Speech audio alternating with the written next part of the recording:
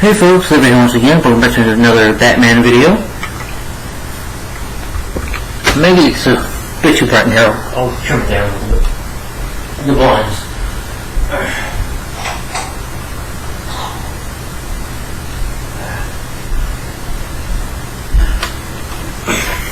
Hopefully that's better. But anyway guys, like I said, welcome back to another. I'm sorry, I know the lighting isn't the best in the room. The quality isn't best and the audio sucks, I'm sorry. But this is what I have, so just bear with me. But like I said guys, welcome to another Batman video. Hope y'all can see me. Sorry. Once you see my face, not just my head like this. But anyway, like I said, welcome back to another Batman video. Hope y'all enjoyed my thoughts and favorite episodes of The New Adventures of Batman and my TV show collection I did for that. I continue with the Batman Marathon. Like I said, we're on phase 2 for the TV show collection. For the goddamn TV shows of Batman. And today I'm starting with, well, this show that came out in 1992. I'm giving my thoughts / favorite episodes on Batman the Animated Series Volume 1. Now my quick thoughts on the show is I love this show. It is a classic. I grew up with some of the episodes like the Two-Face episode, or, Be a Clown, or, Two-Face Part 1 and 2. So I did grow up watching some of the animated series. And like Batman and Mr. Freeze Sub-Zero, I used to have that on VHS when I was a kid, so this is nostalgia for me. So, and I still think it's a classic. Bruce Timm created this. What this show is basically about, Kevin Conroy, he is the voice of Batman. He will, to me, Michael Keaton is the live-action Batman, he is Batman to me, but the voice of Batman to me will always be about Kevin Conroy, who does a great job, especially with his Batman voice. Yeah, take some lessons, Nolan and Christian Bale, how to do a Batman voice right. But, Batman Animated Series, pretty much, it's about Batman, the Dark Knight, who's the Cape Crusader of Gotham City, and he protects Gotham City from criminals, along with his sidekick Robin, who is sometimes in here. He's only in 2 episodes. I think it was Christmas with the Joker and Fear of Victory, and Engineers of Darkness. He has in the last episode here. But I think it's 85 episodes for Batman the Animated Series. But like I said, I love the series. The first season though, Volume 1, is great in my opinion. I love it. I enjoy it. There's one episode I hate, but I'll get to that. I already have my episodes written down. Favorites, okay, and least favorites. So, all I can say is I love this series, and I'm glad I'm getting finally now talking about it, because I think it is a classic. And this happened really because of, it is a dark show, yes. This isn't all kid friendly. It doesn't go to the extreme. It is dark, and there's some messed up things about this, but you don't see no blood or gore or anything, no. They do tone it down a bit, but when you get to the animated Batman films, you do have blood and gore. So, this is dark though. This show doesn't really hold your hand. It is dark. So, and Batman himself is dark, and this is based off of the Tim Burton movies, well, stylized like that. The way Gotham City looks, the Batmobile is awesome, the Batwing I think is cool, and and Batman himself, he's a dark character. He's not like Superman, he's not lighthearted. He is dark. So, so don't expect, Keith French. I don't know why they have the Riddler on here, because the Riddler's not even on in this season. I think he'd be not in Volume 1. And they have Batgirl on there, like Mr. Reese. I'm like, no, Batgirl's not in this season. But, But the Volume 1, I love it, so let's get to it. We're in 4 minutes. So we have 28 episodes here to talk about. Alright, let me go ahead and give you my favorite episodes of Batman the Animated Series Volume 1. So my first one is On the Wings, which is the pilot episode of Batman the Animated Series. Starts off with these cops, like flying in a globe or whatever, saying everything's okay. One cop's like, wait, I see something suspicious, wait, I don't. And then you see Man-Bat flying. And Man-Bat, there's a security guard talking on his recorder or whatever, like trying to act or whatever, and then Man-Bat, he sees Man-Bat attacking food, and Man-Bat throws him out the window, so Batman gets accused of him. Batman has been fighting crime in Gotham City for years. They think that Of course, Commissioner Gordon, he trusts Batman, but Harvey Bullock does not, and they talk to the mayor about arresting Batman. The mayor approves it, and Harvey Dent, who was flipping his coin, says, "If you catch him, Harvey, I'll prosecute."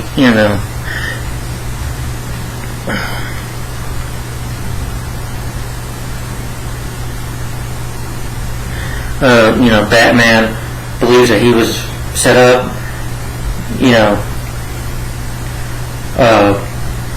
I don't know if you remember first seeing him, but when you see Batman, he's of course in the Batcave, finding out, from the papers that he's innocent to be arrested and be questioned about these robberies, believing he's been set up. So of course, being a Rosebud detective, well, he detects. He starts doing some investigating at the robberies.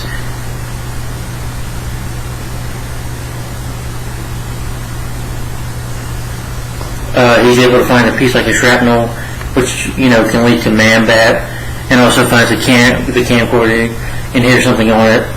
So, but the police show up.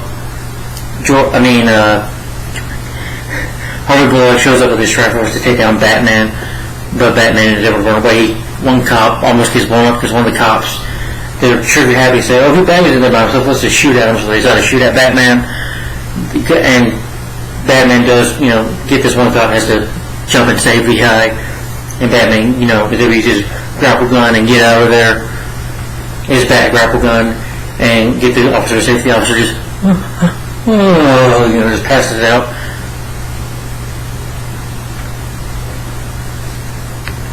And then the next day you see Bruce Wayne, which again he does, Kevin Conroy does a good job of voicing Bruce Wayne and Batman, because Bruce Wayne is like, basically Gotham City, he's a billionaire playboy, and it is just a persona, it's just a mask, because Kevin Conroy even says Batman is who he is in his heart, that's who he is. He just has to put on that face for the world to see, that the Bruce Wayne persona, But Bruce Wayne goes to the Gotham Zoo to talk to a bad expert named Dr. March about he shows him this mystery recording. He tries to fake up a story. He can't tell him, "Oh, I'm Batman," and he's not going to tell him that, of course. So he tells him that he might have a bat in his chimney, and he's hearing this weird noises. And they tell him about it. You meet Dr. Kurt Lindstrom and his wife, which I forget her name. Later, he does call, to the Batcave, which of course he uses a Bruce Wayne voice, and Batman realizes that he's lying, that something's up, and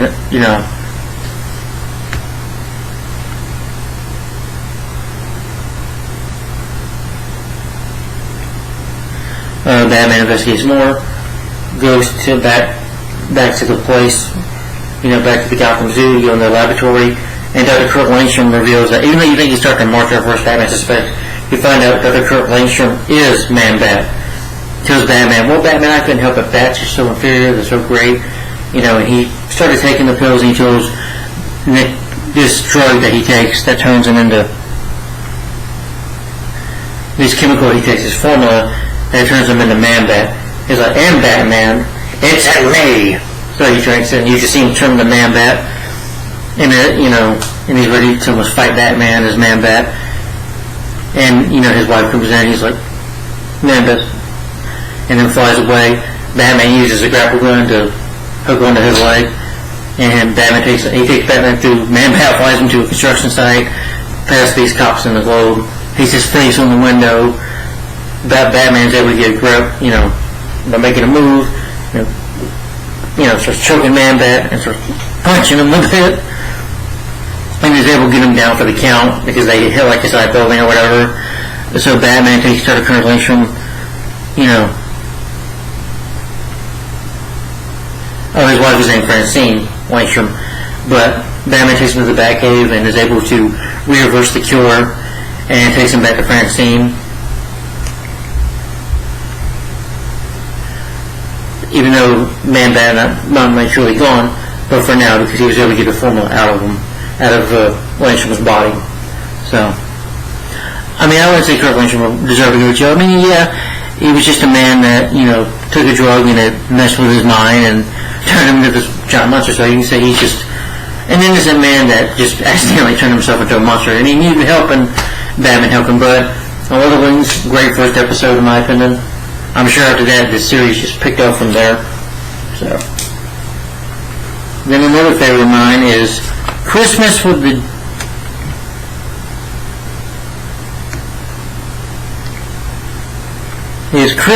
Joker.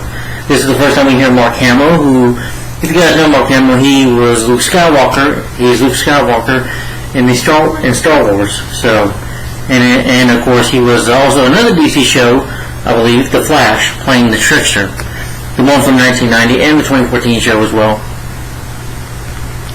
But you open up with Christmas Eve with the Joker singing, in Arkham Asylum.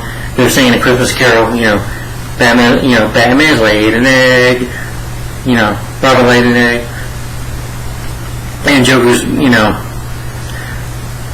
puts the star on top, but apparently, I guess he was able to turn the Christmas tree into right, because Joker just flies up out of there.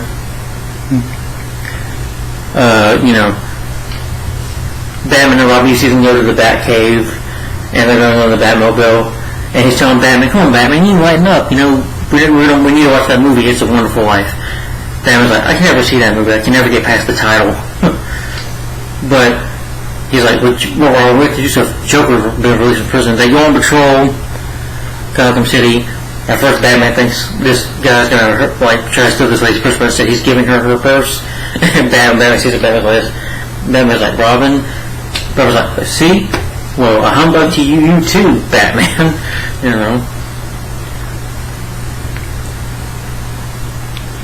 They do get into the holiday spirit, but as soon as they turn on the TV, the Joker interrupts the broadcast. He kidnaps Gotham's news reporter, Summer Gleason, Commissioner Gordon, and Detective Harley Bullock, kidnaps them. Puts us on this fake show. Being the Joker, he would do this wild thing, And he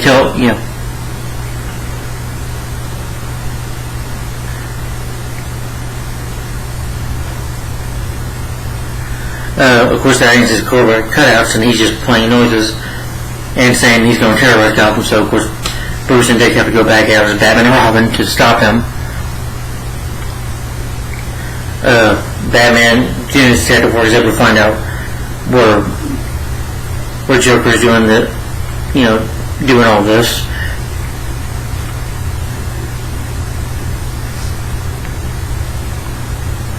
They're about to.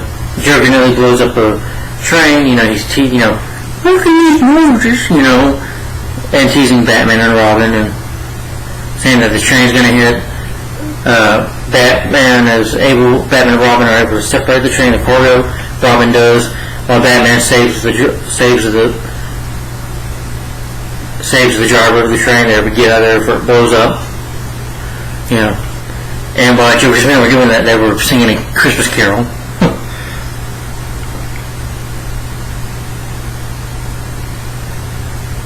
And he also tells Batman if he's not able to track him down at midnight, he will kill the hostage. Joker gives them all three gifts, wants them to talk. Harvey Bullock's about to say, he makes Summer Gleason cry because he's going to kill her mother.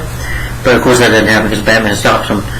But he tries to give him these gifts, and it's funny most of the time.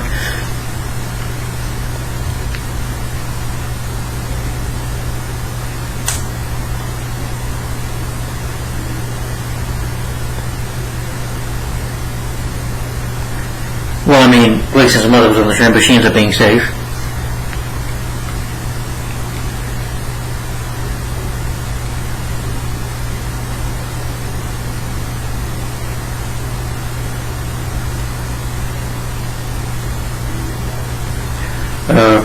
Robin and Batman are everything. It's like the Awful Laugh Factory. They find out where Joker's staying, where he's been at.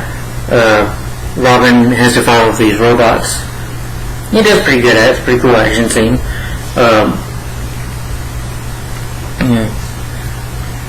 Joker's got the hostages, Gordon, Gleason, and Bullock, going to kill them. And he gives Batman a gift, and Batman opens it, it's a pie in his face, and Joker just just laughs about it.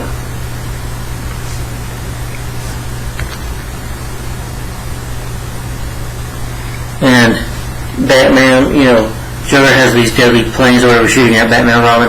Batman's able to hit them with a baseball bat, which is cool. But I thought it was really funny when Robin says, well, they don't call you Batman for nothing.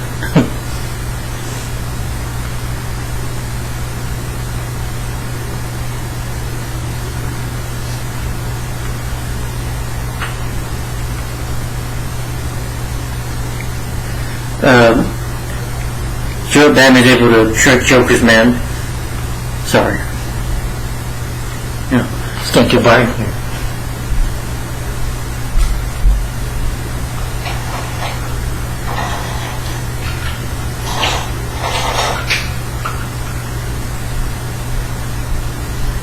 God damn it. Hit my leg on the bed. But anyway. Joker tricks, they ever get Batman and Robin. Batman takes down Joker's men.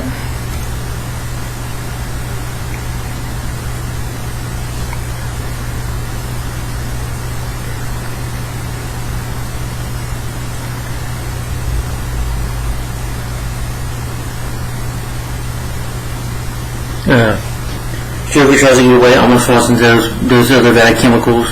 Of course, Batman saves him. Bruce and Jake retire to Wayne Manor to watch It's a Wonderful Life.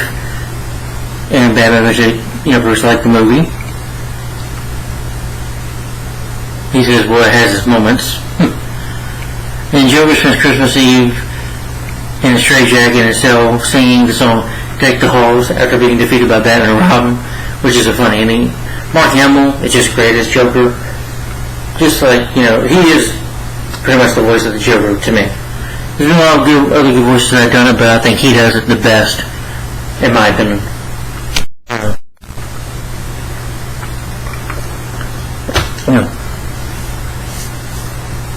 He does such a wonderful job. But anyway, it was a great episode, and if you want, if it comes December time and you're ready to watch something for Christmas, I definitely recommend watching Christmas with the Joker. Great episode. Alright. Then another favorite of mine is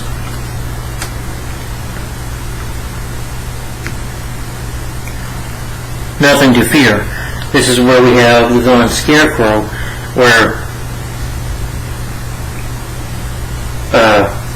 you see Bruce Wayne in the beginning talking to his professor, who says that tells Bruce, oh my god, I'm sorry about that.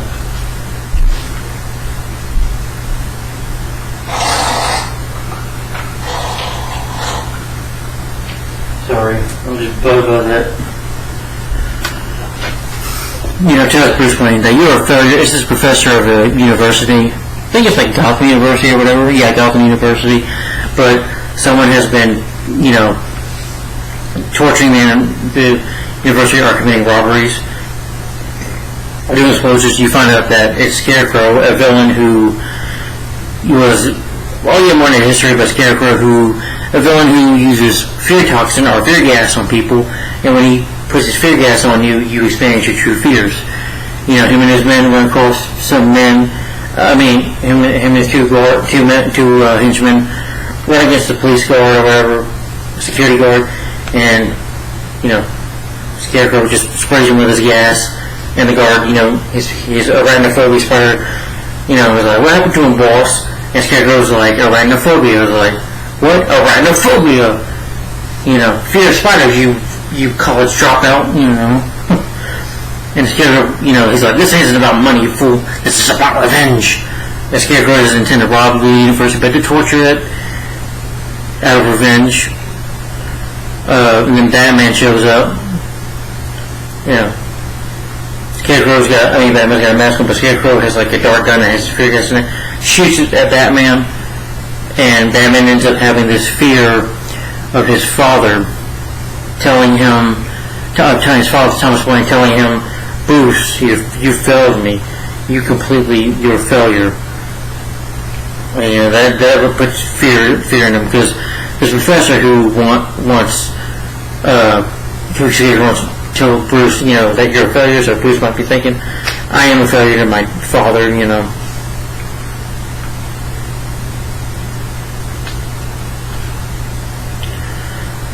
Then Scarecrow tells the story. His name was Dr. Jonathan Crane. Crane has always been obsessed with fear. He seemed like, as a kid, scared of these little girls with his toy snakes, and him being a doctor at this university, at the Japanese professor, at the university, experimenting in fear, and you see him putting people through fear because he's so, highly loves doing it. But, this professor fires him because he thinks he goes too far, and so out of that he becomes the Scarecrow. Out of revenge, becomes the Scarecrow, and that's why he does what he's doing. Batman's going through this fear, Bruce is going through this fear that, he would tell Alfred about. Alfred's like, Alfred says, your father will be proud of you. I know, I am. Alfred tells him, he's like, thanks, Alfred, giving him that good comfort. Bruce has to fight this fear. He tries to Scarecrow up again, comes to attack again, Bruce again. Batman tries to stop him, but Scarecrow's there to put his fear gas on these people, and these people start attacking him. And Scarecrow kidnaps this professor.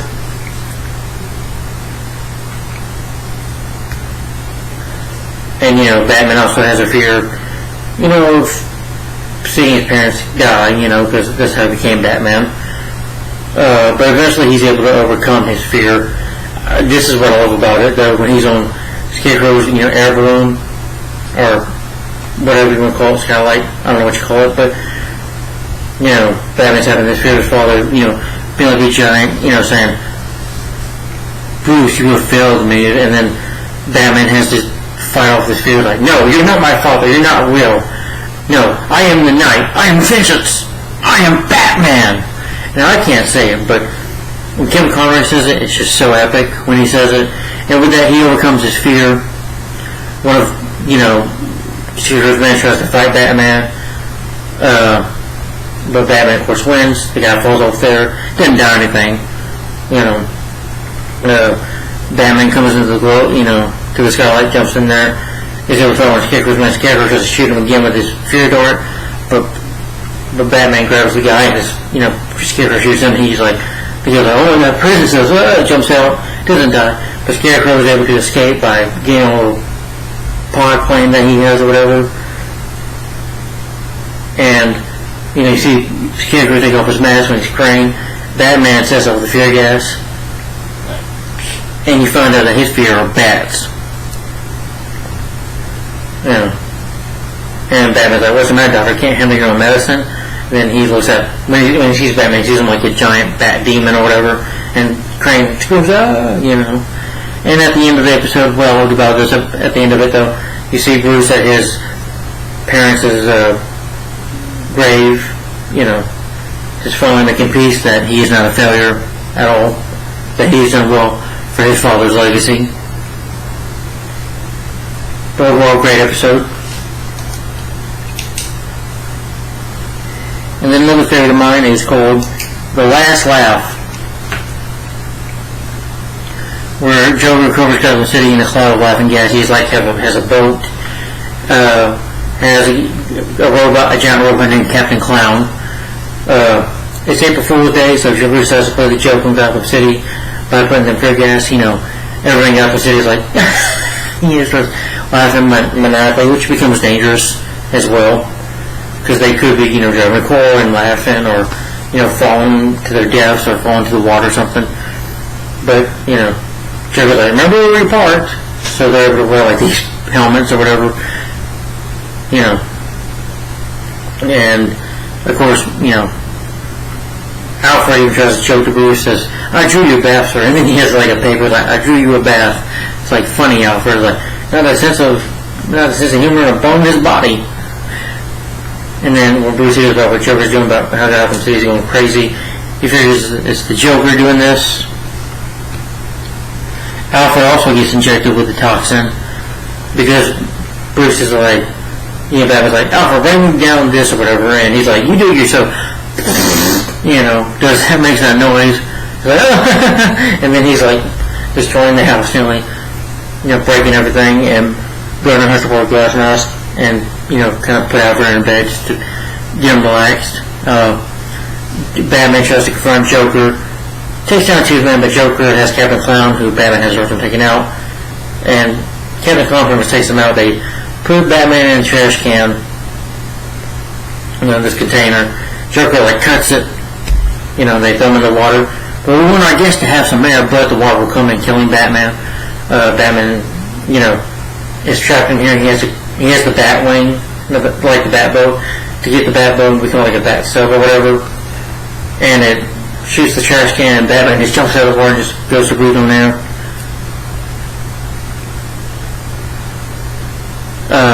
He takes Joker's men over again.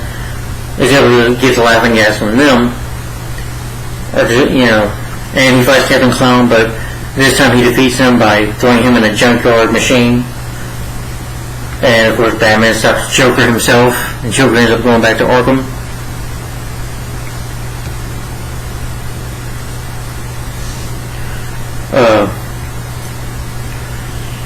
And then, at the end of Alfred says, Master Bruce, I'm so sorry for everything I did. He's like, Alfred's like, Bruce is like, Alfred, I guess I had to cut out your pay for the rest of the year.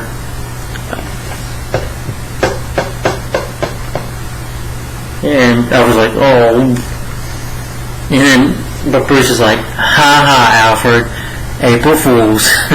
But overall, fun episode in my opinion. Good.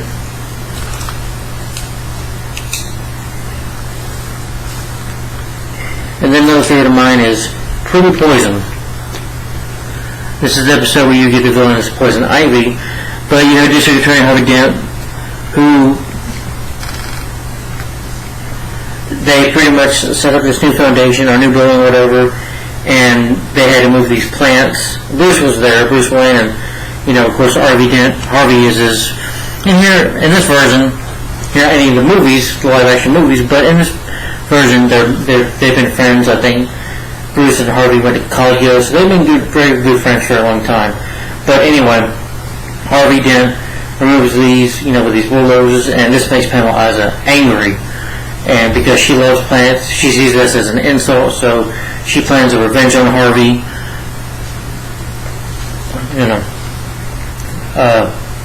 So as Dr. Pamela Isley, her name is, Pamela, who was a botanist, you see Batman at first, at the beginning, her and Harvey talk about Bruce eating his box, but you see him as Batman fighting some men off, I think he tells one of them, they're like, who are you? Batman's like, I'm their worst nightmare. And after beating up that guy, beating up these criminals, he goes to, back to the Batcave as Bruce, and becomes Bruce Wayne, goes to meet Harvey and Pamela there, and they talk for a bit. She leaves, she gives, Harvey a kiss, maybe for 15 minutes at least, and Bruce is just sitting there.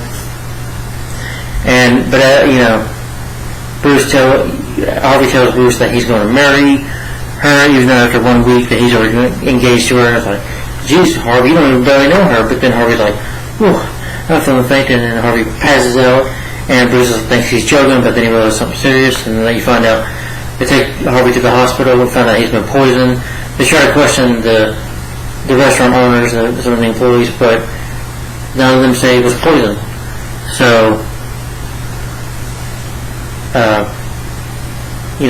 Pamela comes over. She even tries to, she hugs Bruce, but tries to kiss him. Bruce realizes that there might be something suspicious about her, so he looks her up. That she's Pamela Isley. Eventually, to investigate her, she has this giant plant that captures him, and he's like Isley, Batman says, and she's like, oh no, Poison Ivy.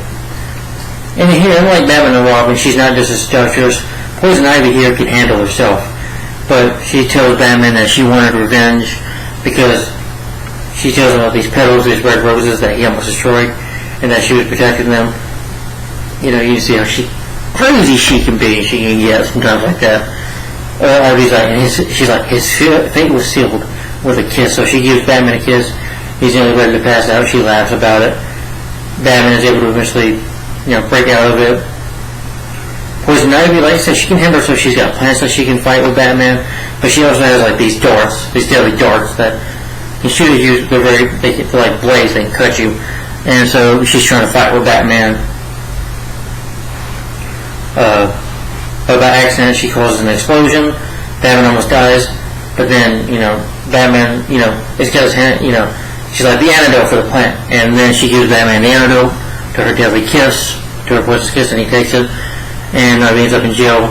And, Harvey, Harvey ends up getting an antidote as well, getting better. And then he's like, Harvey, I need to tell you about Pam. Yeah, engagement's off. And then you see, Poison Ivy in her Arkham Asylum in her prison, saying, you'll continue to grow, as she still now intends to make Gotham City, pretty much into a giant garden, as you can say. But overall, good episode in my opinion. Alright, another favorite of mine is called The Underdwellers. Now, this episode was messed up in my opinion. This was pretty dark. Like I said, this show is not lighthearted, so you might not have people die, but things in this show can be messed up, especially in this episode. You find out there's been a string of robberies by these kids who they're homeless kids. They live under the sewers, but it is a guy called the Sewer King who he tortures these kids. He considers them family, but these kids don't talk because he abuses them. He's got like pet crocodiles, and he's committing these robberies. Batman's trying to investigate, and then he catches one of the kids named Frog, who he takes back to Wayne Manor to take care of him.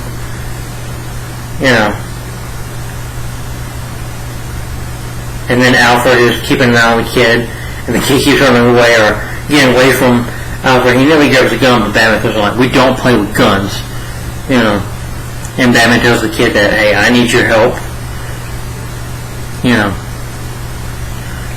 And the Sewer King, he's just really mean and tortures his kids. He's just so mean to them. I mean, there's like maybe 25 orphan kids he has as his, kind of like, almost like his slaves. Doesn't even feed them. Pretty much makes them mold all day in the heat, in the sewer, just torture them. But eventually, Frog is able to take him back to the Sewer King. He tells the Sewer King, he's like, until Frog is found, no one goes and no one eats. But with Batman's help, with Batman getting the help of Frog, Batman ends up seeing the kids. He's like, evidence. Batman takes pictures of all the kids, and the Sewer King comes by. Batman will take him home, but then he gets his crocodiles on Batman. You think that his crocodiles eat him at first, but they don't. He's like I told you, Batman, they're my babies. He got maybe like 5 crocodiles as pets, giant crocodiles as pets. But you also have Frog who saves one of the kids from getting hurt by jumping on a rope and swinging and saving the kid, and Batman doing this to him.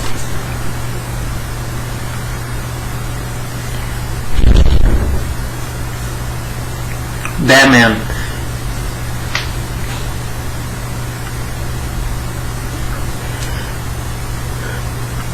But Batman is able to chase the King down by tackling him down. He's like this. Batman's like, I really want to kill you. He's like, I want to do it. But that's not for me. He said, the courts decide that. And at the end, the kids, all of them, get out of the sewers. But disturbing episode, but really good in my opinion. And I would say an episode where at least they have Bruce Timm and the rest, they have balls to do this. So, kind of a ballsy episode in my opinion.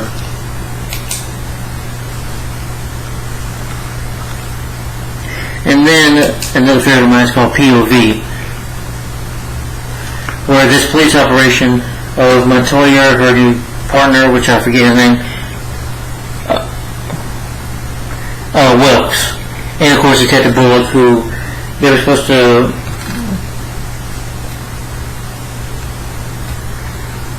it's like a sting operation that they were supposed to go stop, but there's a different story. Montoya and Brooks said that first.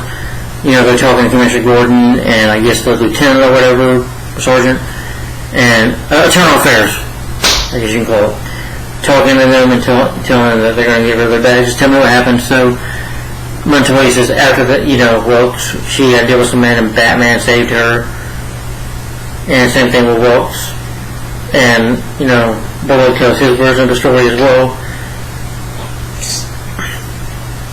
and they all three lose their badges. And Montoya is able to find out the location of the operation. First you think Batman's dead, but Batman's actually alive.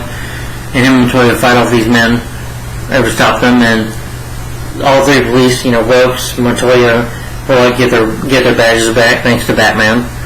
But overall, really good episode of POV. I thought it was really good. I like the tales of the three police officers. Yeah, Harvey Bullock can be a jerk character, but he's a good cop. And, at the end of it, will risk his own life to save somebody, I think, at least. And Montoya, good cop as well, in the series. She's a good character. Who, like Commissioner Gordon, she trusts Batman. But overall, it was a really good episode, in my opinion.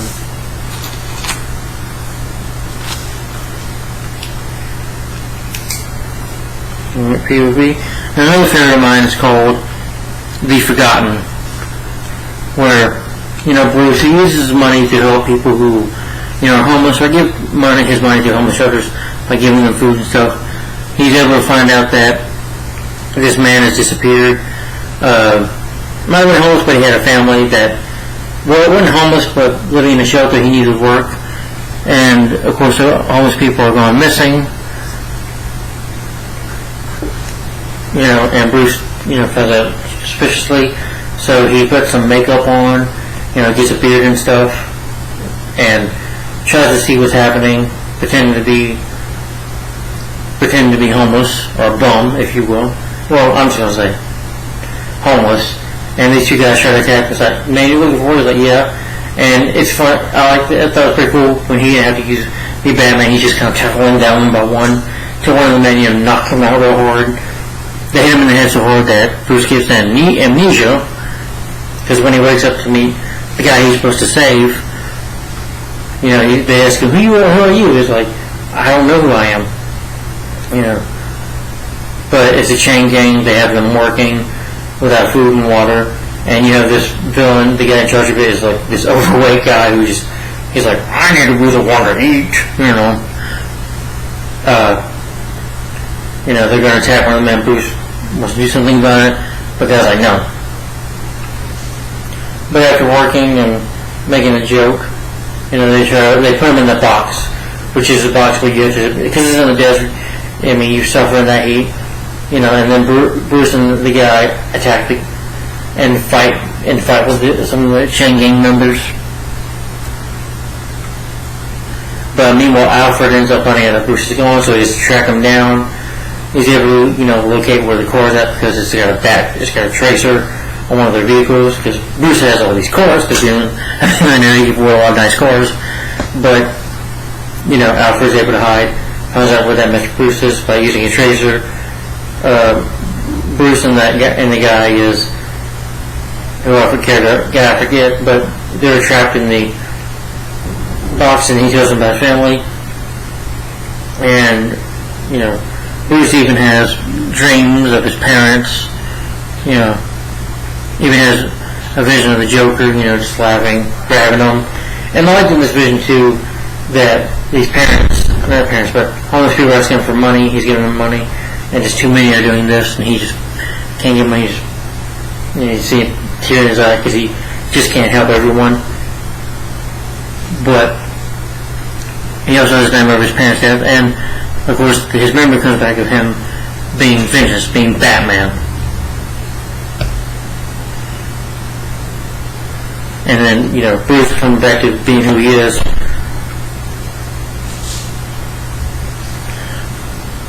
He's like, tell the guy, pull yourself together.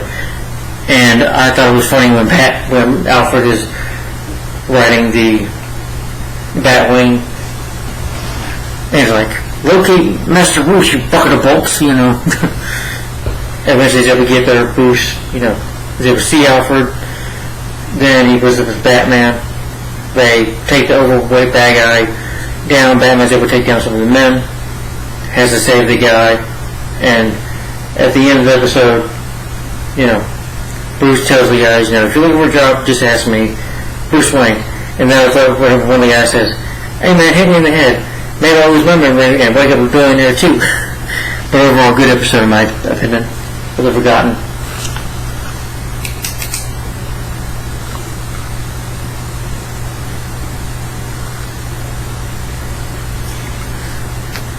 Then another favorite of mine is called Be a Clown. Right at the beginning, you see Mary Hill talking to some people, campaigning. These bad guys try to do something. Batman drops in and stops them. And then, he says on TV, Batman is just as bad as Joker, and Joker's watching and is like, what? Compare me to Batman? For one, I dress better. And he just has to get revenge by dressing up as Pogo the Clown. His son Jordan, who, of course, doesn't have a really good relationship with his father, who is, at Mayor Hamilton Hill. Jordan and his father don't get along. He just feels like his dad just wants to really do things just for his campaign. He cares more about that instead of him. So him and his dad don't have a good relationship. Also thought it was funny when one of this overweight kid and his father come to the birthday party, like, happy birthday, where's the food? But when Joker shows up as Pogo the Clown, shakes the hand of the mayor with a buzz hand, and he's like, and Jordan's impressed because he loves clowns. He's like, how can I be like you, Pogo?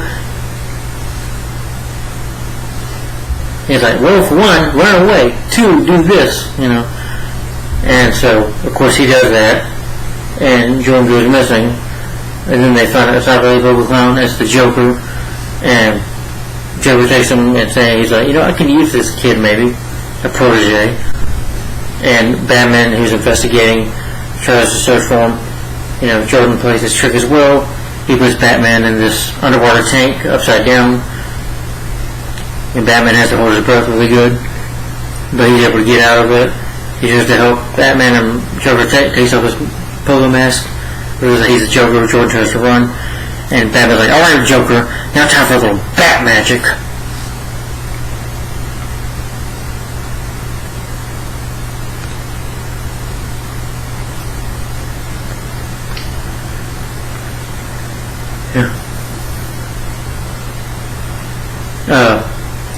Joker's able to kidnap Jordan, and him and, he tries to throw these bombs at Batman on the roller coaster. And I guess my phone was leaving. Okay, but anyway, he and Batman fight for a bit, and Joker's able to get Joker off the roller coaster, which I thought was cool. And after that, Jordan goes, he sends Jordan back to his father, and Jordan and him just have a good fun in the moment and hug each other, and Batman's just like. But overall, good episode in my opinion, very enjoyable. Alright. Now, next is Two-Face Part 1 and 2. The episode where Harvey Dent eventually becomes Two-Face. The beginning of the episode, we have Harvey dreaming, of Big Bad Horror. You find out that he has a split personality, but he's having a nightmare like, Harvey, you can't get away from her. He's like, no, get away from me, I want nothing to do with you. He's like, can't run from me, Harvey, and he's flipping the coin. Harvey plans this rain on Thorne's men to take Thorne down. They're shooting at them, until Batman sneaks up to one of the guys, like, Joey? I was like, what? And then Batman casts him in, and Harvey's like, what's going on? Like, and Commissioner Gordon's like, looks like they're having a bat problem in their infestation. Batman takes him out there, like, give up! And then, Harvey pulls the campaigns on TV. He's like, we're going to take down Thor's men, Rupert Thorne's men or whatever. I promised that the city would better from crime. That what he's promising. And then, more Thorne's men is like, pretty boy, you can talk all you want, but the boss ain't gonna be, when he gets through with you, he ain't gonna be talking so much. Then he kicks like mud on Harvey. Harvey just gets really angry, and he becomes very hard. You little weasel, I'll kill you for that. Until Harvey finds out, and then, Harvey's like, I'm sorry, just is embarrassed for acting like that. And Rupert Thorne, is tired of what Den is doing, tries to get some dirt on Den. He's like, all men have something to have. All men have secrets to hide. The lighter the man, the darker the secret, But Rupert, Harvey, he has his fiancée named Grace, and he announces their engagement. They just talk and mingle with people until, he finds out, one of his associates tells Harvey that,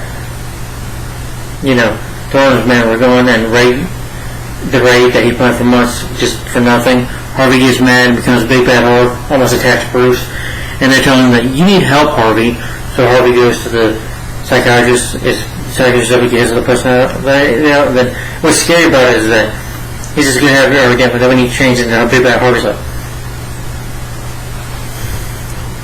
flips the coin. Yeah. The guy's a weasel. He's not much of nothing. He was like, until you're going. He was like, I'm not going nowhere, lady.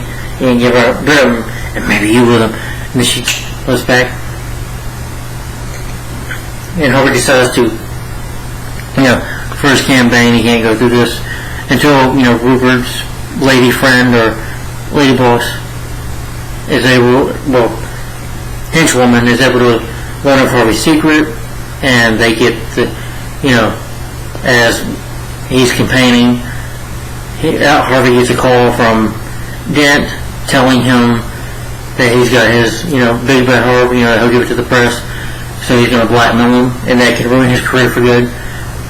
So, Harvey tells Bruce to mind his own business. Bruce does go as Batman. You just see him jumping on the cars and stuff and putting a bat tracer on the car that Harvey's in. And he talks to him, and, Batman sees that he's talking to Harvey. Roberto reads him about it, and they're laughing at him. And he's like, there's just one problem, what? They're speaking to the wrong guy. So big bad Harvey attacks, starts fighting these guys.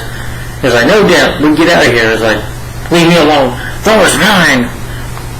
And Batman fights with these men too. One of the guys is able to Batman's able to take him out. And one of them are about to shoot Harvey because he's big bad Harvey's chasing Thorne. And Harvey, ends up in this chemical, the wires go down the chemical, and then it's like right close to him, and it blows up at his face, and he's been scarred.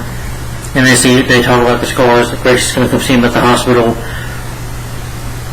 They open up his face, and of course, and his face is scarred. He looks at it and he screams, and Grace is like, Harvey! And Harvey just turns around, he sees face scarred on the left side. He said, Harvey! He's like, I'm sorry, Grace, goodbye.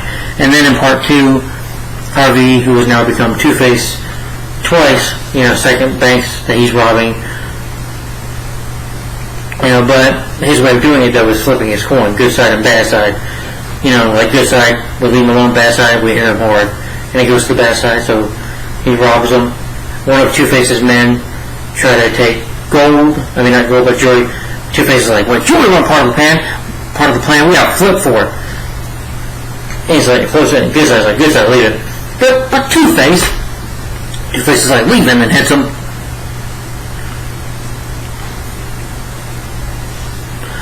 And, Two-Face is also, thinking about Grace, that he misses her.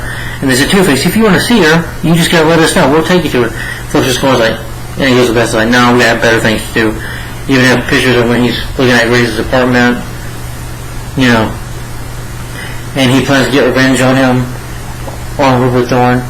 Thorne decides to put a hit out on Two-Face, $2 million for his head. Then he also comes with a trick. His lady friend, his henchwoman, he pretends to be a cop, and then they pretend to be police, saying that will help him to shoot that tree down. Grace, who just missed Harvey, is willing to do it. because, they'll know that he'll go back to her eventually. Harvey tries to, get blackmail on Thorne, do to him what he did to me. And then Batman tries to talk to him. He's like, she still misses you, Grace. Grace still misses you, Harvey. And he's like, really? But then one of his men come in. One of the men try to punch Batman. Batman just breaks his...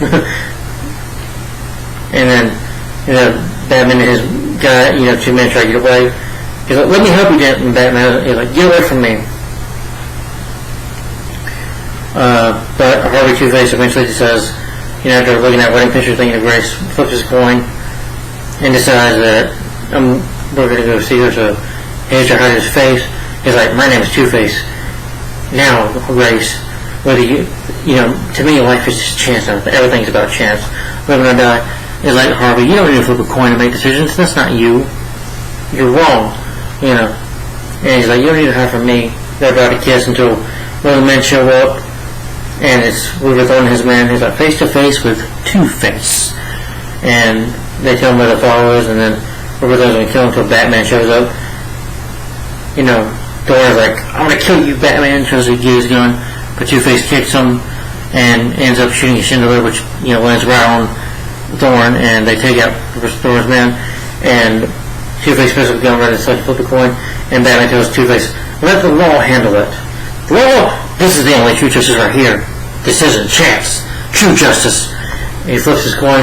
Batman picks up these other coins that has in the box and throws it. And Two-Face freaks out, like, oh, what have you done? I can't find my coin. He starts crying, and then, like, Grace, it's okay, Harvey. And Harvey gets sent to Arkham Asylum, And he's like, well, there's love, there's hope, Commissioner. Flips the coin, that's the good side, because I guess Batman took his coin. But overall, great episode, in my opinion. Yeah.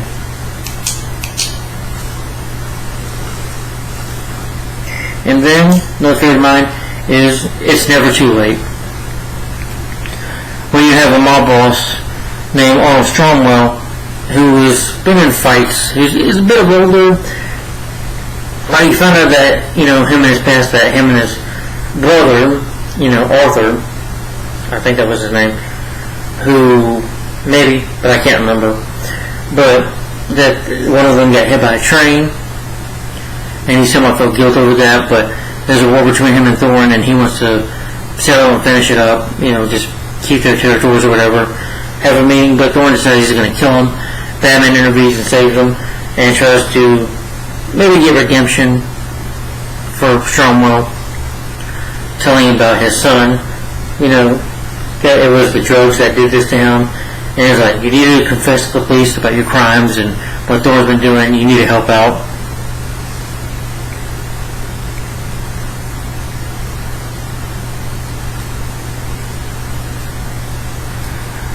But Stromwell and Batman end up in danger from Thorne's men because Stromwell decide to turn on Batman. But Batman, we get tear gassed by Rupert Thorne and his men.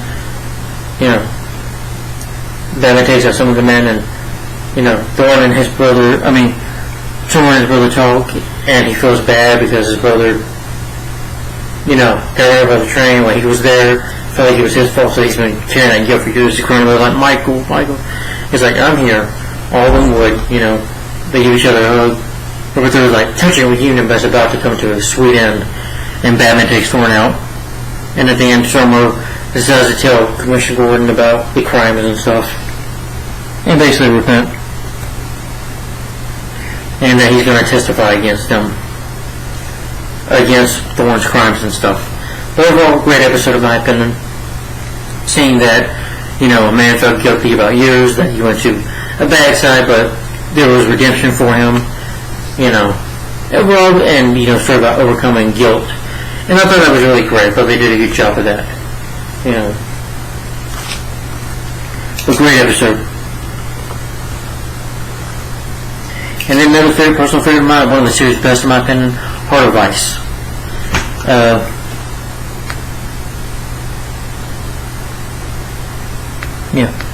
This episode is where we get Mr. Freeze. You get a serious version of Mr. Freeze here.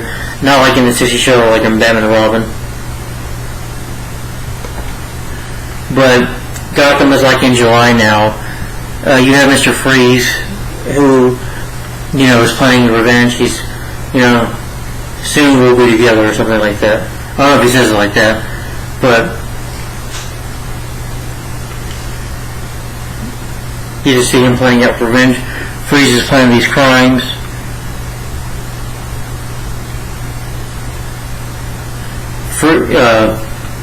Has been planning these crimes. He's been stealing from companies, from Boyle Industries. Again, a man named Ferris Boyle, voiced by Mark Hamill, by the way. I guess in that simply they said that once revenge on the company, Batman investigates. Then it's made to build like a giant gun. And, first thing in the battle really chases Mr. Freeze. Freeze is like, I got it. Mind your business. Freeze shoots his free gun the road, but Batman is able to get to safety. And, Batman's like, freeze! And he's going to shoot Batman. Mr. Freeze is like, listen, Mr. Freeze, he shoots his freeze gun, destroying the Batarang. And he says, like, Batman, you're not going to get in my way. So Mr. Freeze starts shooting his freeze gun at Batman. He's able to freeze Batman a little bit. And Mr. Freeze is one of his own men. He's like, but Gus here. And Mr. Freeze is like, he should have been more careful. Let's go. Mr. Freeze just doesn't give a damn. He's very cold-hearted. He doesn't care about this guy dying until Batman shows up and takes him to the Batcave and saves the man's life.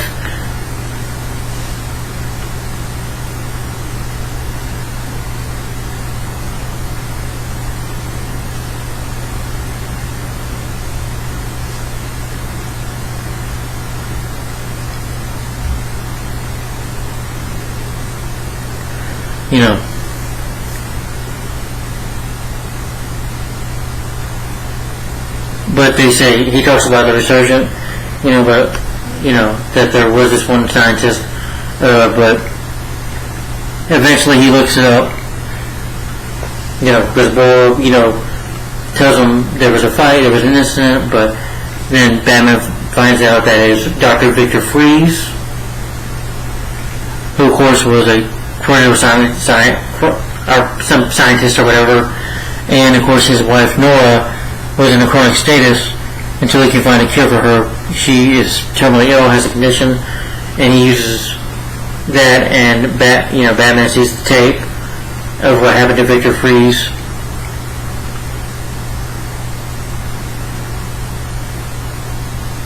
He takes him to the table of chronic chemicals, which his chemicals get onto his body. They turn his body frozen, and now Mr. Freeze can only live under sub-zero temperatures. He cannot survive without wearing that suit. He can't go on the road. He has to live in sub-zero temperatures at all times. That's the only way he can survive. And the suit is just able to keep him alive when he's, out and about. And he's like telling Batman, I'd cry if I had any freezes Batman. Tells him of his life, is like, keeps his belt, his utility belt. He tells him, Mr. Freeze, I'm sorry for what happened to you, Batman. You can sympathize with him. Because, again, he lost his parents, and if he had a chance to save his parents, he could have. So he can sympathize with Mr. Freeze. But tells him, is that worth killing a bunch of people over? Just to feel a warm hand and a nice beach, Batman. Just to be with his wife again. Because as evil as Mr. Freeze is, it's all for his wife, That's why he does it. He's like, I'd kill for that. And Mr. Freeze was one of those friends of Batman who's been having a bit of a cold here,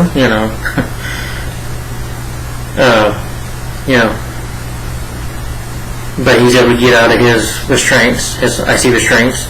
Remember Mr. Freeze man tries to attack him and Batman just punches him, which is cool. Batman thinks that one of Freeze's men attacks him. Freeze gives him his water hydrant, just jumps up there. Freeze and Mr. Boyle says, you don't remember playing Dr. Victor Freeze, do you? And Freeze says kill him. Batman shows up. Now Freeze is able to fight him because his suit gives him strength. He's like, my suit gives me extra strength. But Batman grabs this bottle, that was chicken soup, and hits at it, throws it, and he's like, getting rid of a bad cold. He's like, Mr. Freeze is like, no, revenge. He's like, nope. But then, Batman gives some release in the Gotham, is that the news reporter, the evidence that she needed, and Boyle ends up in jail at the end as well. That he's a fraud and a murderer. And Batman tells him, "Good night, humanitarian."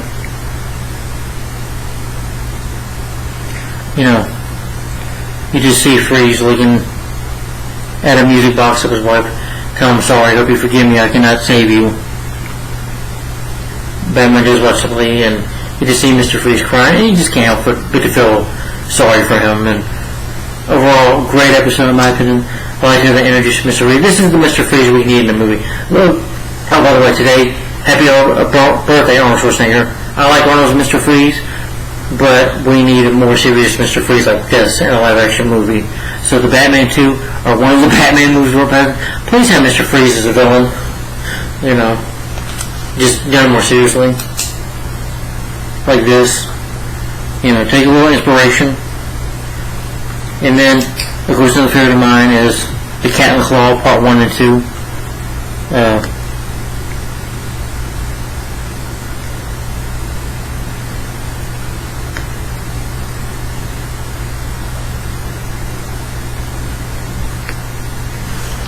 This is where we're introduced to Selina Kyle, aka Catwoman.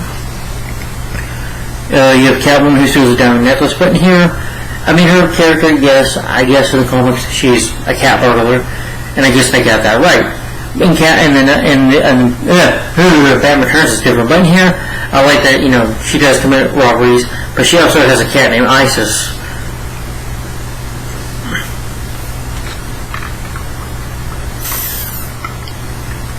And Batman sees her burglarizing this system, these people, and Batman's like, so our cat burglar is a woman, so Batman should take her on, she has her clothes at Batman, they're fighting a little bit, her cat Isis almost ends up in danger, so Batman saves the cat. You have an animal rights celebrity auction where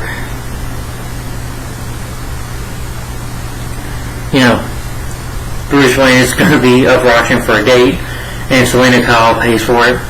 And of course, he wants to go on this date with Selina Kyle, finds her very attractive, but you find out Selina, who is, of course, Catwoman, she's more attracted to Batman, though, even though she doesn't know Batman and Bruce Wayne are the same man. Batman tells Batman about the Red Claw, who, of course, is a woman, is a terrorist, and Batman has to investigate, learns about her, and finds out that she's planning to attack on Gotham City, on a train or whatever.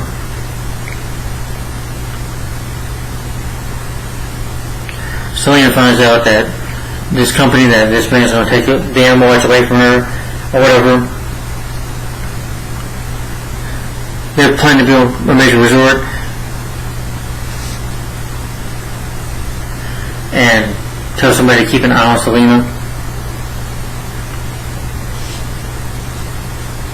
Catwoman breaks in there, she takes pictures of the real plans, and the very close sees there's a cat that has its 9 lives.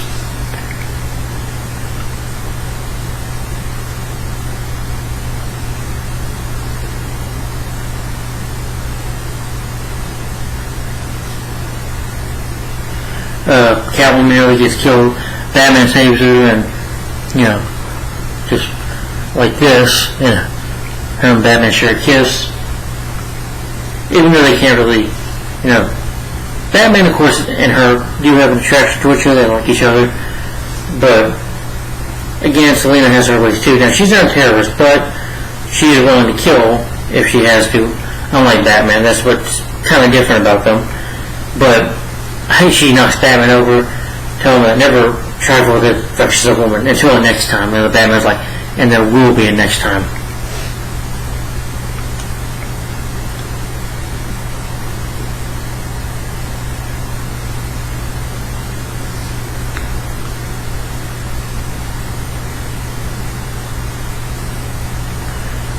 She goes home and tells Batman that she might have said lines, but then one of,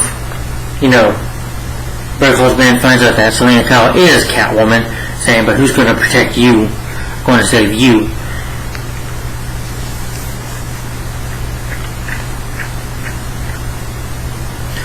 Bruce and Selena decide to go on a date. These two people try to drive their car, try to attack their car. Bruce is able to get away. Almost uses his Batman voice by accident. He's like, oh, nothing. He's like, how'd you do that? Oh, just a lot of training in school, whatever he said, I forget. But that was funny. Batman is eventually able to almost stop their claw, but he's like, surprised that it's a woman, Batman? I was like, call my bluff. If I drop this radius, it'll kill some people, so Batman won't risk that.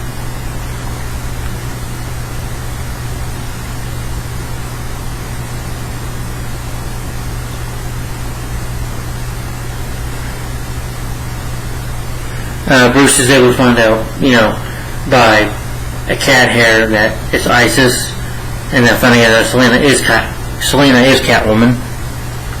Selena, Catwoman, and then Batman and Catwoman get captured by Red Claw and a gang. They capture them, gonna kill them, but Batman and Catwoman escape, bites them off. Red Claw tries to kill Catwoman, almost succeeds at it, until a cat just takes her down. This big kitty cat takes her down. And, she's like, till next time, Batman, blows me a kiss. Then after that, Batman tells her, she is.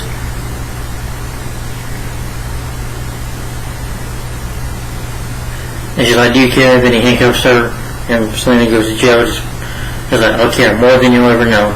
But overall, good episode. I like how they introduced Catwoman. I thought that was pretty good villainous. So, but it was cool to see Catwoman in here again. Done better than Anne Hathaway, and also done better than Halle Berry's movie. And another favorite of mine is called Beware the Grey Ghost. I'm sorry. Beware the Grey Ghost.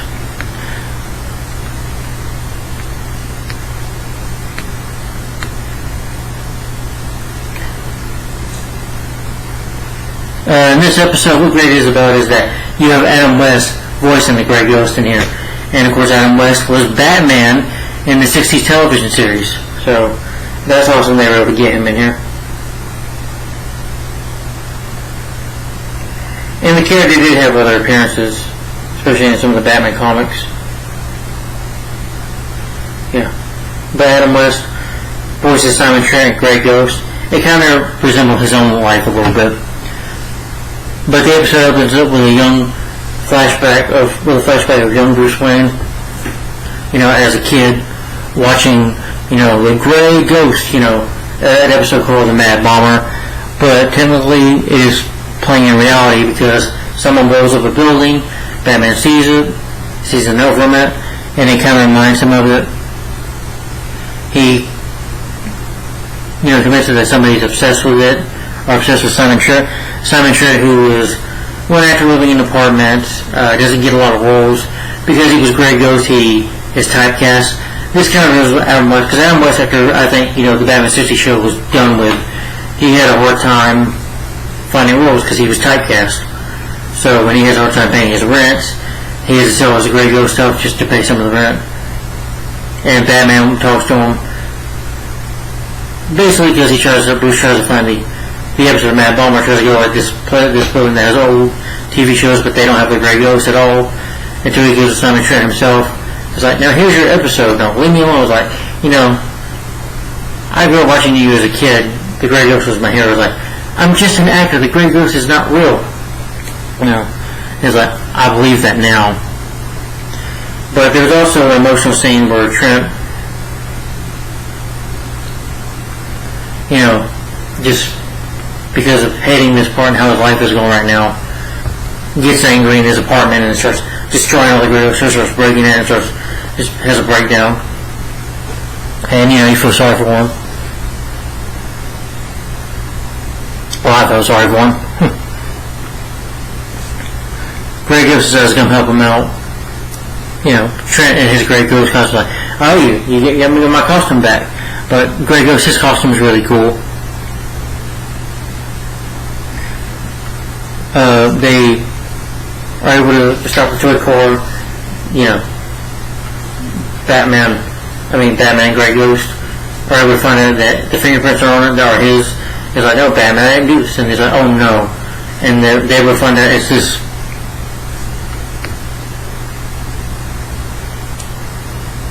It's a guy named Dimer or whatever, who's actually voiced, I believe, Ted, who was voiced by Bruce Timm, who created the show. He's like, toys are great. They can do things, play, and they can blow up stuff too. You know, I thought Bruce Timm did a good job just playing a villain. I think, man, he's probably not acting well enough, but I think he could play a live action villain. You know. But overall, Batman and Grey Ghost are able to defeat him. Grey Ghost is held as a hero, and his television series gets released and becomes bigger than ever. And Bruce, he comes in as Bruce Wayne. Bruce says, you know, Grey Ghost was my hero. He's like, oh, really? You know, and he still is. But overall, what a fantastic episode, in my opinion.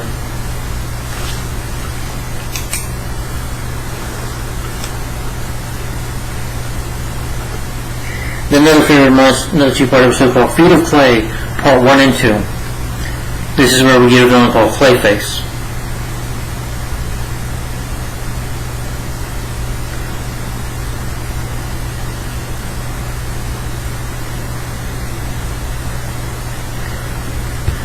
This is where Bruce Wayne gets framed. Basically, you have Bruce, who's being Lucius somewhere talking about Lucius Fox talking about the Wayne Enterprise Company, but realizing that it's not Bruce, well, he thinks it's Bruce, but Bruce sets him up. You know, Batman shows up, you know, and, you know, Bruce Wayne is wanted and questioning, you know, interrogating to be arrested, and Bruce is trying to find out who this is. He found this actor named Matt Hagen, who, of course, Roland Daggett, who is giving this makeup out, not makeup, but this, like, I don't know what you want to call it, but there's a portrait named Matt Hagen who was disfigured in a car accident years ago. So in order to keep his fame, he started working for Roland Daggett, who provides him with a monthly supply of an addictive, it's a face cream known as Renew. Basically, you know, it damaged his face up badly, but he had to do some work for Daggett, you know, do his crooked business deals. Apparently he wanted Wayne Enterprises, or wanted to own half of its shares, so he had Matt Hagen, of course, go undercover, and, you know, I guess like the own Wayne Enterprise don't want to do that, he just had to use Hagen. And Hagen, of course, wants more of the cream face, because he, you know, it's like a drug that he just needs 24/7, but eventually he wants it so badly, he, you know, Daggett thinks that, you know, Hagen's out loose end, so he needs to get rid of him. But he doesn't. He'll come back here. When he does, we'll kill him. You know, it's like, because this is the only place where he can get the face cream. So eventually, Daggett ends up being right. Hagen comes over. Again, he was like a famous actor, but just keep his career going. He's in all these movies because of it. But he goes to the breaks in, takes it, and Daggett's men attack him. And he says, "You want the whole thing?" So they put the whole giant cream in his mouth and put him in his car, and it does something to him. It's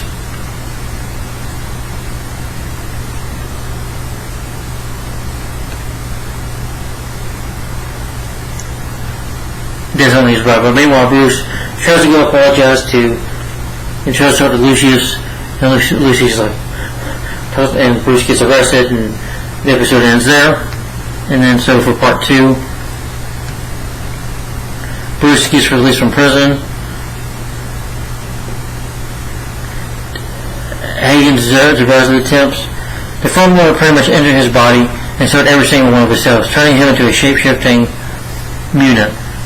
Kind of like a shape-shifting monster. You know, basically turns Matt Hagen into this Clayface. And Clayface, you can find out he can shape-shift into a person anytime he wants to.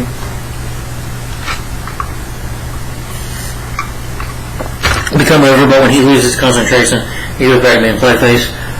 And you do feel kind of sorry for him though, because Matt Hagen was not a bad guy. He just wanted to keep his career going, but you know, he worked for Daggett, which cost him a lot. He's like, I'm not even human, I'm not even a man anymore. I'm just Clayface now. And to get revenge, tries to take his revenge on Daggett. Batman talks to one of the cops. Batman interrogates one of Daggett's men, has him on the Batwing, grabs his cord, got him by a hook by the Batwing. He's like, who was the man impersonating Bruce Wayne? And the guy passes down. The cops come over. Batman, stop what you're doing. Batman drops him off in a pool. Batman interrogates one of the Daggett's men who was scared. He's like, Mr. I don't want to go to the hospital. I'm scared. And he's like, never mind, but I'll go. He's like, and before his men, I think he's trying to kill Lucius Fox or whatever. Lucius Fox. But Batman shows up and scares him up, putting him all these diseases and cancers. And Batman's like, last chance, tell me, who's the main person? He said it wasn't Bruce Wayne. And this guy's like, I got it from here, Batman, but it's Clayface, so he knocks Batman out. Him and Batman have a bit of a fight. But he's a hard match for Batman because he has abilities, which Batman doesn't.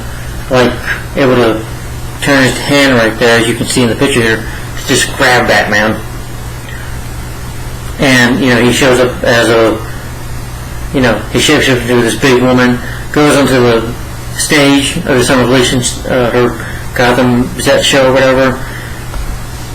Decides he's going to kill Clayface until when Batman shows up. He's like, Hagen, stop, I can help you. There is no more Matt Hagen. There's only Clayface, tries to attack him. Him and Batman fight a couple more times, and Batman traps her up in a room where it's these pictures of people, of actors, and he starts shaking. He's like, I can't control it, until he gets shocked really bad, and you think he's dead. He's like, oh, this is over for me. And of course, Matt had a friend who helped him out, but at the end, Clayface Hagen was an actor, so he was really able to. Sorry.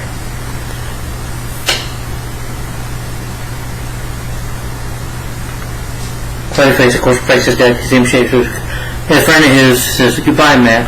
And then he sees his woman's like,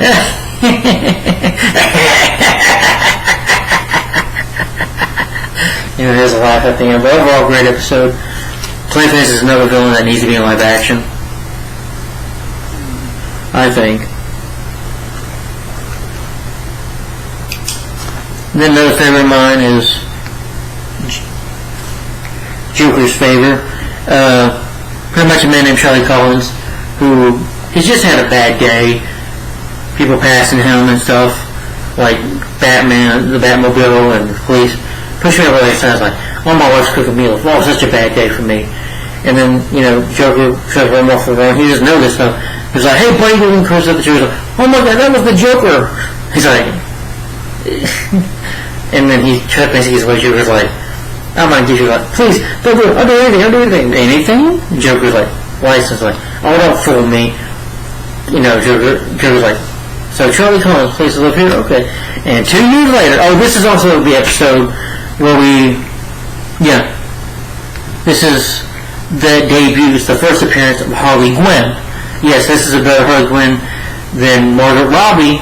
So I know a lot of my friends here, some of my friends, like Hillary, Haley, and Greg, I don't like Margaret Robbie, and I agree with you, I don't like it. But if you want to get Harley Quinn, watch this. Watch the anime series. Better Harley Quinn here. Much better. We need a better live action one than the shitty Margaret Robbie. But anyway, Harley Quinn, Joker is able to say, give revenge on Commissioner Gordon, or something like that. Wants to sneak a bomb into the club to give a speech. He's getting this award. And so Joker calls him up and tells him, if you don't help me, I'll kill your family. So he knows where he lives. Charlie changed his name up Batman's able to find out who he is. Joker finds out. So he comes over. Joker's like, I need you to hold the door on this, and he does help Joker out. And Joker puts the joke on him by putting super glue on the door so he can't get out. But he's able to call Batman by, making this light or something of a bat. It gets Bruce's attention, and Batman takes down Joker's men, handcuffs Harley, and the men are frozen until Batman's able to help out. And Batman and Joker fight for a bit. Joker ends up running into, Charlie, and Charlie's like, kind of like, the Joker was like, no Joker, no tricks, no time to stop, you're gonna die, I'm gonna kill you. This is all over with. I'm just a little crazy. I almost think about it funny in a way. And, Joker's like, you're crazy. Joker's like, Batman! He was like, Joker won't kill you. And then Joker scares the hell out of Joker, and Joker's like this, Batman! And then, it's like, Batman, he's gonna get me, He only was standing there, and then they pull his, and he jumps the ball, and bang! It's a joke, and Joker's like, what? And it's like, because Joker, out of fear, gave up everything that he had on the man. So Charlie's like, alright, I'm going back home. Maybe my wife will make meatloaf again. That sounds about good. And because Batman just tells him, go home, Mr. Collins. And Joker ends up going to jail. And overall, great episode. And I love seeing the first appearance of Harley Quinn. That was a great episode. Fun, in my opinion. I like that thing,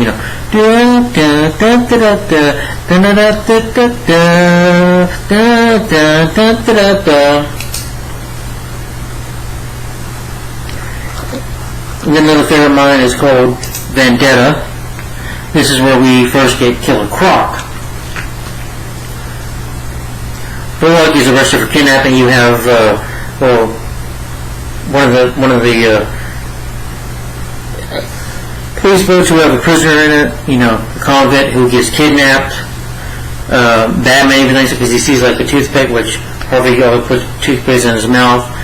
So Batman thinks that he's suspicious, but Batman says, yeah, he's Commissioner Gordon doesn't trust him believing that. He's like, no, Batman, you can't believe it, no. Harvey's a hard man to work, but he's a good cop. He wouldn't do this.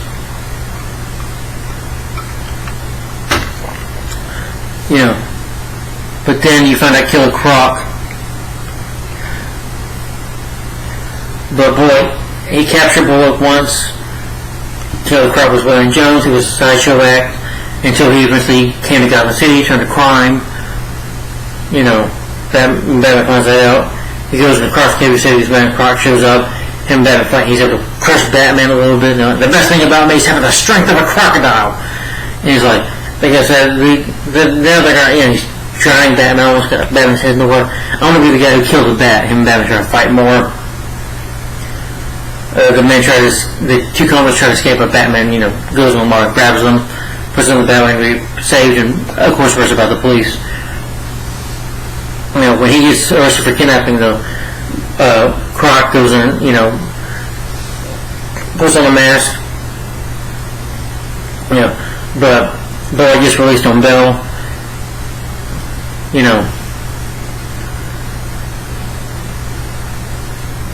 and he tells him, I want revenge, and of course, Batman shows up in the car here just to save him, and him and Croc fight under the sewer. They're like, you're my charger, this ain't no bat cave. Croc almost gets killed, but during the fight, Batman is eventually able to defeat him, and he brings Croc to Bullock, so Bullock the rest of you and me, we have different ways of fighting in the law, but we still want the same thing for justice.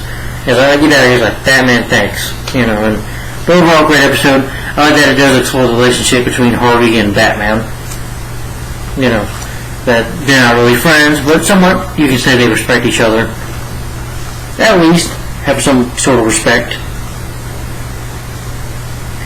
And another favorite of mine is Fear of Victory, where in this episode you find out the Scarecrow is using a fear chemical that activates, that he's putting into sports and stuff to gamble and make money. So he's making them afraid by putting the fear gas in them. Dick Grayson, who is a football friend, a friend who was a football player, as like he's getting attacked. But some of this, ends up on Robin too, because he touches this. It's a note. He touches the note. The slipper, you get the fear toxin on you. So they're going to go after these men or whatever. Batman and Robin are trying to stop the jewel thieves, but Robin gets scared because he's like, I'm gonna fall. He's just afraid. And instead he's going to overcome this fear. Batman investigates more, and they will, use a cat being scared of a rat. The Professor of Fear himself, the Scarecrow, is up to this. Scarecrow like hides in a mask. The one guy tries to attack Scarecrow, but Scarecrow puts his fear gas on him and still scare the guy. And Batman thinks that, well, Scarecrow, he's still in Arkham. He investigates, he tries to go see, and you see Joker, you see Joker just saying, the face here, and you see Two-Face looking at his point, poison ivy just looking at a plant, and he tries to go, he's like, Dr. Crane, Professor Crane, and then, nope, it's not him at all, that he's escaped from Arkham.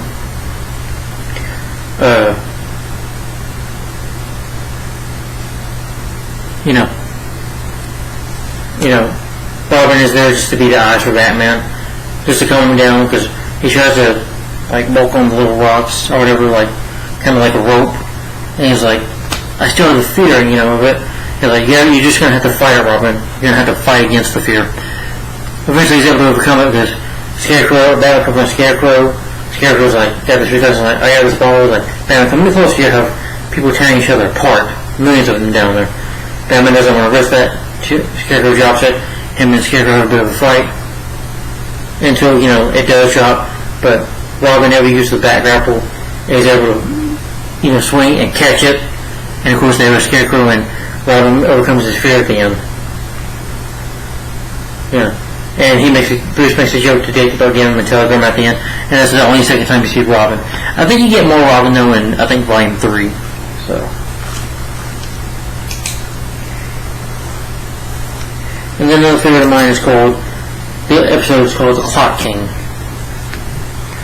This is where his Templeton Fugian, his company goes bankrupt after he misses a court date, and of course, Mary Hill, because he's a Temple Fugian, though, he's a man that likes to go by time. Time is important to him, and when he doesn't have his own regular at the 315, he just loses his company, he goes bankrupt, and he decides to go get revenge. He becomes the Clock King, who is the master of time. And he starts to get revenge by drawing these fake pictures up. Batman tries to Clock King, the Clock King, until he is able to put a bomb on Batman. Sees him, he blows up these trains or whatever, gets these trains to smash each other. Mary Hill eventually gets kidnapped by Clock King, telling him that he blames him for his company going bankrupt, that he deserves this.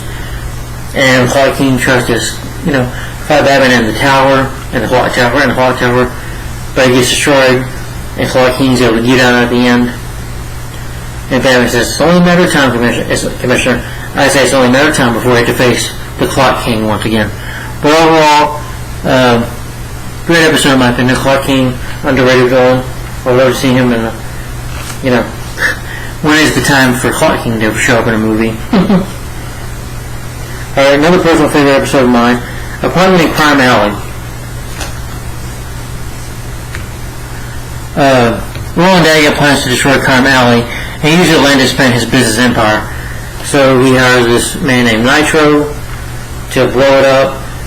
Bruce is going to go see Dr. Lisa Thompson, who helped a young Bruce Wayne cope with the loss of his parents. He sees a picture of her and Bruce, she's comforting him the night that he lost his parents. This is the basis of a comic book story. But as Batman is going to go see Lisa Thompson, he doesn't show up, so she decides to go look for him. She sees what Nitro and his men do. They kidnap her, tie her up, and she's right at the center of the bomb, so Batman has to find her. So throughout the episode, Batman also has to stop a runaway train from, crashing, and also have to, stop a man from, he was a hostage on a top of a building about to kill him, so Batman has to save him, and also fight some man off, and, that's this homeless man who tries to, steal something from Lisa Thompson. Batman's able to investigate and able to find and track her down, and Batman takes Nitro and his other man down to find out the arsonists that were responsible for it, and Day gets away with it. Batman's man, Bruce, Lisa tells Batman, it's okay, let him go. The law will get Daggett one day. As I said, you got an appointment to keep, and they go to the appointment, and it's his parents' death, where his parents died in that alley. They put flowers there, and she just kind of posed on Bruce, and that was just sad moment in my opinion, And Lisa Thompson, I think she's a very important part, of the Batman franchise, of the whole marathon of Batman, because she is a character that, like Alfred, knows who Bruce really is. Batman, of course, and was there with him the night that, after his parents died, to comfort him. So I would say she's like a mother figure to Bruce. Just like Alfred is like a father figure to Bruce, They're like family to him. But overall, Paul McCarmally, great episode in my opinion.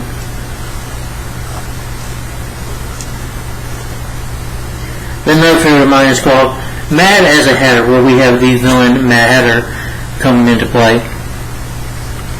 You have a scientist at Wayne Enterprises named Jarvis Tech, who creates this mind control device. He meets Bruce and his boss, and the boss tells him, "You're going to get fired, Jarvis." And Jarvis is miserable, but he's in love with this girl who is named Alice, who is like a secretary. But she has a boyfriend. He's jealous of her. He's like, "What can a girl like her want with a guy like me?" So, she ends up breaking up with her boyfriend. He, of course, dresses himself up as a Mad Hatter. Goes on this date with her. They have a dance with her. Eventually, when he takes her back to the apartment, thinking that he's got a chance with her, her boyfriend shows up, apologizing, and of course, proposes to her, and she accepts. And when Jarvis finds this out, this just makes him angry. He breaks the flowers, out of anger, and is heartbroken. Says, "You know what? I'm tired of this. I'm going to have her for myself." So he comes up with this plan, gets the mind control on Billy, and gets him to break up with Alice, breaking her heart. And, all these flowers at her apartment, and it's Jarvis saying hi to her, and she's like, "What are you doing here, Jarvis? How did you know about me, Billy?" I'm like, "I haven't told anybody." And then, because I guess you could say Alice didn't have feelings for him back. He likes her, but she just didn't have feelings. But Jarvis Tech, he's obsessed with the book of Alice in Wonderland, loves it, and wants to play that fantasy.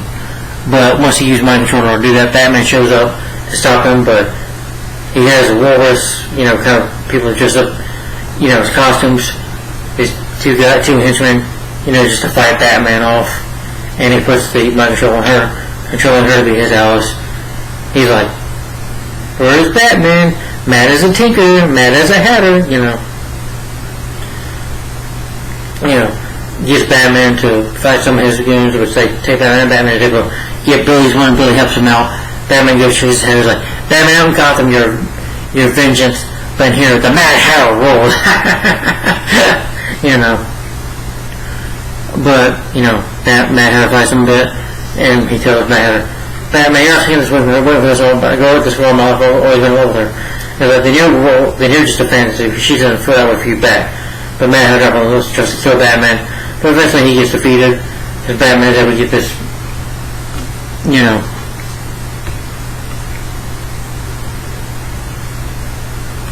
this big piece on him or whatever.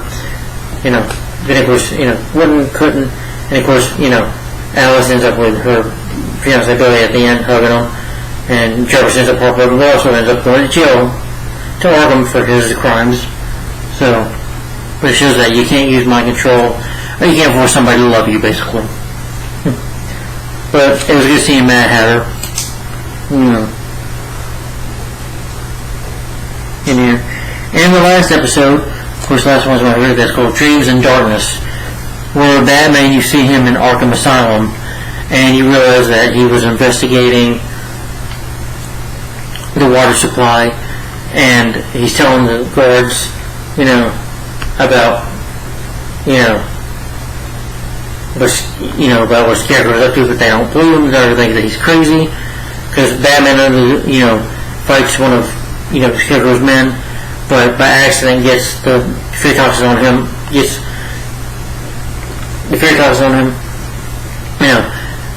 when Alfred Walls behind him, he thinks it's the Joker, and he's prepared to fight him, And then after that, he sees like he thinks he's run over Robin. And then he has like a dream of seeing the Joker as a rat and having to fight the Joker laughing, or seeing the Penguin and seeing Two-Face and seeing Poison Ivy and seeing Alfred and Alfred and Robin trying to attack him. He's like, no, and it's all just a nightmare in his head, But eventually he has to overcome it.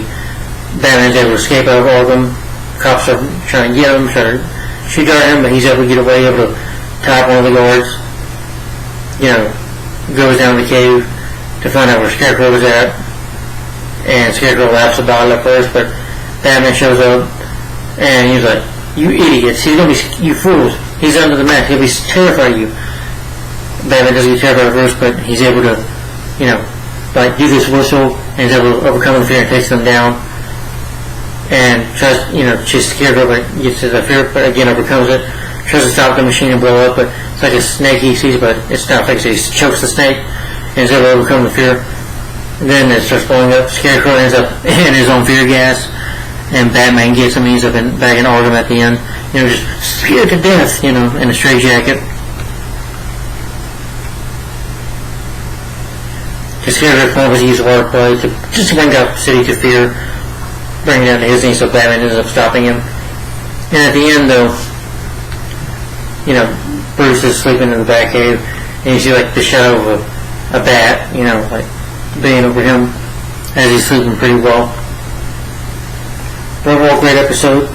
Alright, now on to the okay episode. I know, guys, we're 1 hour and 36 minutes in, but first of all is See No Evil.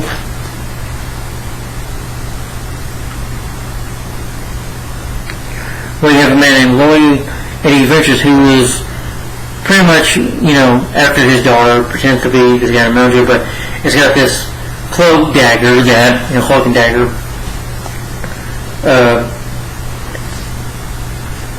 Harasses his ex-wife. He, been in jail for being a con artist. Can turn himself invisible. Batman has taken one. First of all, he defeats Batman. Because Batman can't see him. Can't fight what you can't see, right? But eventually tries to kidnap his daughter. Doesn't work. Batman defeats him eventually by, getting water on him and takes him down. He doesn't beat Batman over. Batman gets up again. But overall, I thought See No Evil was just okay. The little girl is talking to Batman, and you see Batman at the end, just his shadow in his eyes and just leaving. But overall, it was just an okay episode in my opinion. I mean, yeah, it's cool that makes him invisible, but I just didn't find the episode that interesting, in my opinion. It was just okay. Alright, and then Prophecy of Doom. It's a cult, basically, called the Brotherhood, founded by Nostradamus, who, you found out Nostradamus was a crook. He's a con artist, that he's kind of these millionaires, he has them in the cult, basically saying, oh, there's something bad will happen, I can sense it. But he plans this because he is a man working with him to, prove that he's all powerful and stuff. But, Bruce gets into the cult. He's friends with this billionaire whose daughter doesn't believe, him. But, Nostradamus' men kidnap her. They're gonna, kill her. But of course, Batman defeats the guy and takes him down to the end. But it was okay. It was kind of just a little too weird for me with the whole cult thing, and I'm like, I just can't get into this episode. It just really wasn't for me, but it was alright. Yeah, just not one of the series' best. Alright, and my least favorites, and to be honest, I did not care for this episode. This, in my opinion, is definitely, probably not if the worst Batman episode of the animated series, in my opinion. Episode of Batman in the animated series. And that is, I've got a Batman in my basement. Whatever the hell you want to call it, I don't care.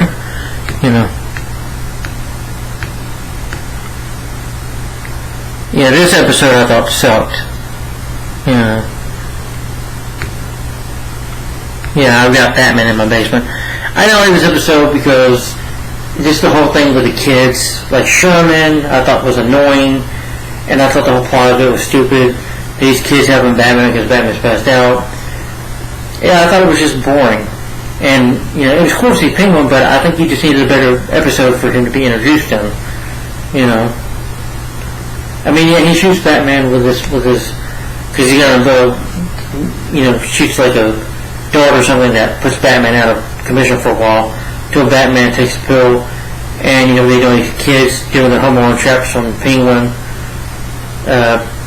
Batman has a fight Penguin, which is decent. But overall, it was just a very forgettable episode. I didn't care nothing about it. Penguin wants to steal his rubber shake egg, and he wants to kill Batman, of course. But honestly, he needed a better episode. This was such a disappointing way to introduce the Penguin. I'm sorry. I did not like this episode one bit. I hated it. It was just lame. And I didn't care for the kids. It felt like it was more about them. Batman just kind of just has to show up and fight at the end. So, but overall, I thought the episode was just lame. But overall, guys, that is my thoughts, my favorite episodes, okay episodes, and one of the least favorite episodes of Batman the Animated Series. Alright, well, I'm done here. Stay tuned, because I might do some more videos today. But anyway, Batman the Animated Series Volume 1, I love this volume. It's a great start. I love this show. It's a classic. Yes, I do have my favorite and least favorite episode, and okay episodes, but a lot of great episodes in here, a lot of good storytelling. It is a dark show. It is dark and mysterious, which Batman is dark, and this was great. It's not over yet, though, because I got 3 more volumes to go. But Batman the Animated Series Volume 1, great. I give it a thumbs up, and I'm ready for this. I'm going to give it 4 out of 5 stars, because I'm sorry, I've got a Batman Down Basement, which is just disappointing in my opinion. Yeah. But 4 to 5 stars. You know what? Screw it. I'll give it 5 out of 5 stars. 5 out of 5 stars for Batman the Animated Series Volume 1. So, great season, guys. Guys, what did you think of Batman the Animated Series Volume 1? What are your favorite episodes of Batman the Animated Series Volume 1? What are your favorite episodes of this volume 1 of Batman the Animated Series? Let me know in the comments down below. And next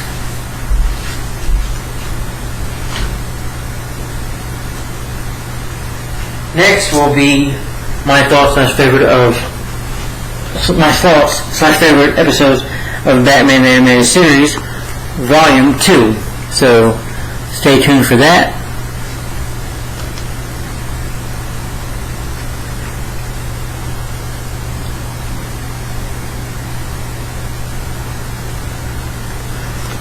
Yeah. But Batman the Animated Series Volume 2, this will be next. So stay tuned for that. Yeah, you get some new villains in this season, as well as some other good episodes. Yeah. Some great episodes in here too, but guys, let me know, what are your favorite episodes of Batman the Animated Series Volume 1? Let me know in the comments down below, and look forward to the next one, my thoughts plus favorite episodes of Batman the Animated Series Volume 2. So stay tuned for that. So guys, let me know in the comments down below what you think about it, and guys, stay tuned. I'm not done with videos today yet. I got some more coming up here in a bit. So stay tuned. Have a good day. Stay tuned. I got a couple more videos coming up today, so stay tuned. Alright. Have a good day, y'all. Thanks for watching. Bye-bye. Bye.